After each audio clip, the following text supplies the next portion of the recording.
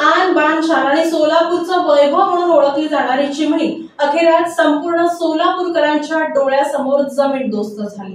सोलापूर जिल्ह्याची आन बान शान सोलापूरचं वैभव म्हणून ज्या चिमणीकडे अनेक वर्षांपासून सोलापूर पाहत होतं ती चिमणी आज डोळ्यांसमोर जमीनदोस्त झाली आहे। एकेकाळचं गिरण गाव आज उद्ध्वस्त झालं। जास्त सोलापूर शहरांमध्ये हजारो गिरणी कामगार आज हाताला काम नसल्यामुळे बेकार झालेत।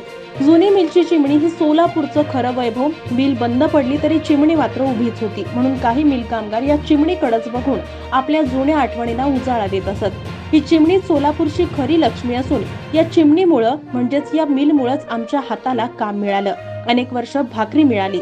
परंतु काही वर्षांनी सोलापूरच्या गिरण्या बंद पडल्या आणि एकेकाळचं गिरण गाव देशोधडीलाच लागलं आणि डामडौलानं उभी असलेली वैभवशाली चिमणी आज उद्ध्वस्त झाली।